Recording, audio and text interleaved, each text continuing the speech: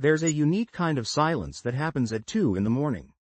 It's when the rest of the world is asleep, and you're wide awake, staring at the ceiling. And in that silence, a question echoes. It's a quiet question, but it's heavier than anything you've lifted all day. What am I doing with my life? You feel it, don't you? It's the paralysis of the blank page. You have this one precious life, and the sheer number of possible paths you could take is so overwhelming that you end up taking none of them. You scroll through social media and see people who seem to have it all figured out. They're a software engineer, a traveling artist, a small business owner. They have a title, they have a direction, and you? You feel like you're standing in the middle of a vast, empty train station, with thousands of tracks leading out in every direction, and you have no ticket and no destination. The fear of getting on the wrong train is so intense that you just stay frozen on the platform, watching them all leave without you. Here's the thing we get wrong. We treat this question, what should I do with my life, like a riddle we have to solve. We think there's a single, correct answer hidden somewhere, and if we just think hard enough, or take enough personality tests, or read enough self-help books, we'll uncover our one true destiny. But that's a trap. It's a trap that keeps you stuck, because it frames your life as a pass-fail exam.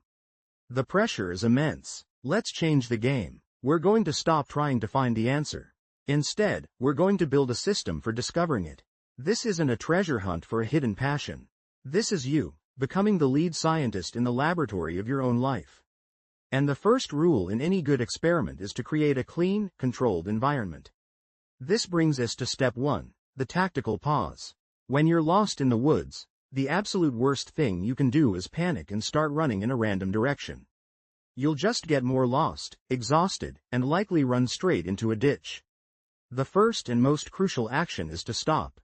Stand still. Breathe. Get your bearings. The same is true for your life. When you feel lost and overwhelmed, your instinct is to frantically search for an answer. You consume endless productivity videos, listen to podcasts about finding your purpose, and ask everyone you know for advice. But all you're doing is adding more noise. You're filling your head with other people's definitions of success, which only makes your own signal harder to hear. So, for the next 2 weeks, you're going on a purpose detox. Stop searching for the big answer. No career quizzes. No deep dive articles on the 10 best jobs of the future. Unfollow the influencers who make you feel like you're behind. The goal here isn't to find clarity. The goal is to create the space where clarity has a chance to appear.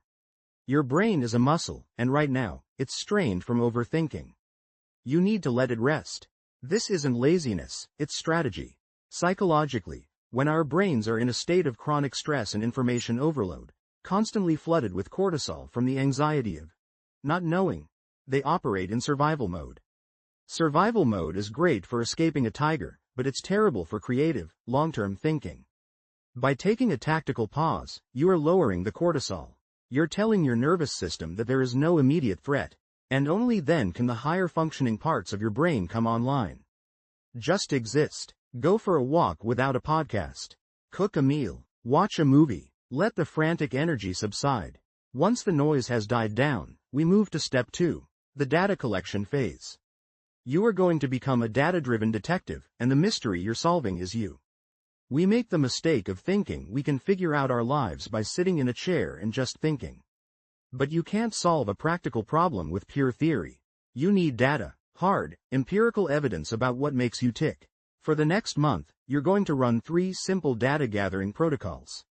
First, you'll create a curiosity log.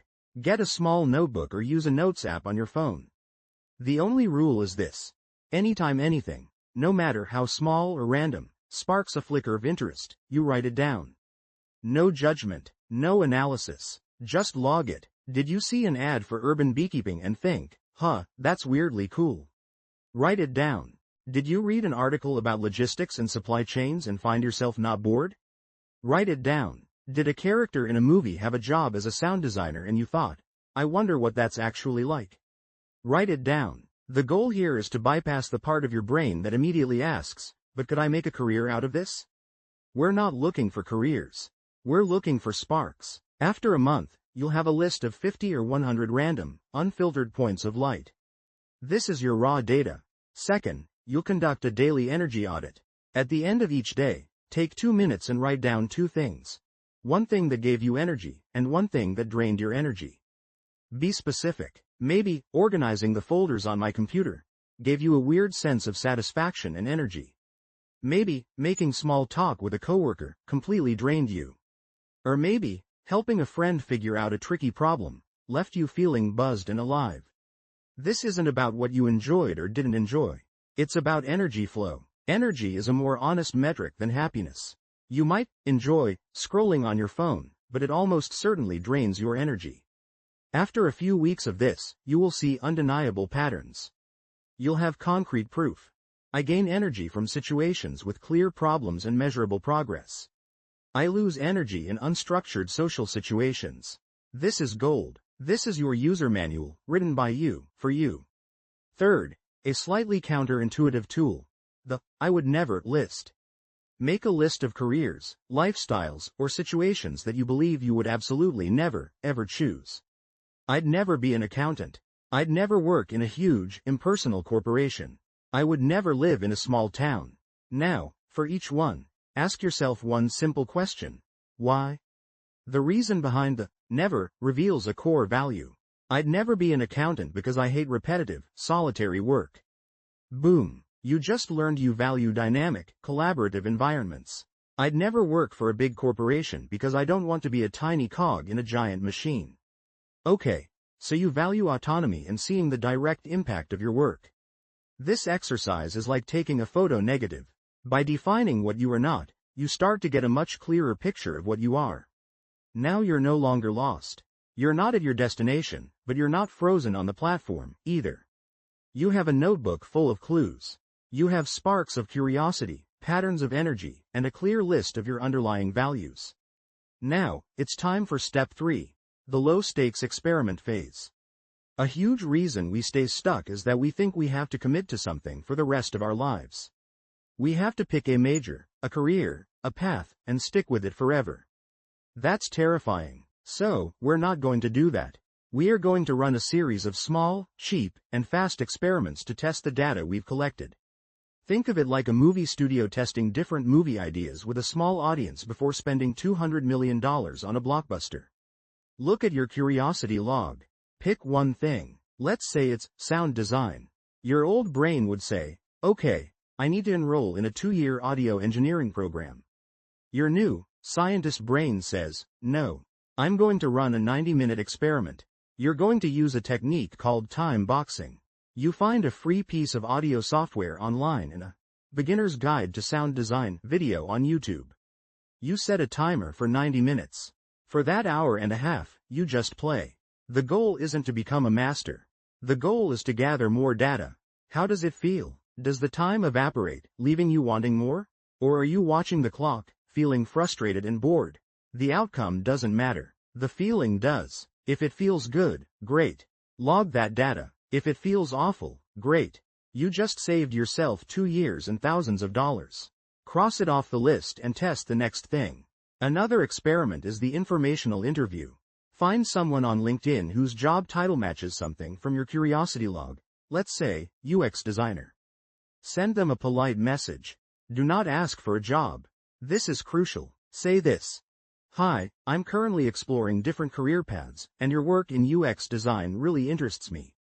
I was wondering if you might have 15 minutes to spare in the coming weeks to tell me a little bit about what your day-to-day life is actually like. I'm not looking for a job, just trying to learn. People generally love to talk about themselves. When you get them on a call, don't ask, do you like your job? Ask better questions. Ask, what's the most annoying, frustrating part of your job that no one ever talks about? Ask, can you tell me about a problem you solved recently that made you feel really satisfied? You're not trying to get the brochure version of the job. You're trying to see the raw, unfiltered reality. This lets you test your assumptions against the real world. Finally, let's put this all together. Stop looking for your one, single, passion. That's a myth. Instead, think about building a skill stack. Look at your data. Maybe you discovered you get energy from problem solving. You're curious about sustainable agriculture, and you're a reasonably good communicator. You don't have to become the world's best farmer. You don't have to be a world-class public speaker. But what if you combined those 3 things? You could start a blog that explains complex agricultural science to regular people. Or you could work for a company that develops technology for farmers, acting as the bridge between the engineers and the customers. You create your unique value not by being the best at one thing, but by being pretty good at a unique combination of things. This entire process, the pause, the data collection, the experiments, is about a fundamental shift in perspective. You have to stop looking for a map. A map is rigid. A map someone else made for you doesn't show the new roads, the detours, the washed-out bridges.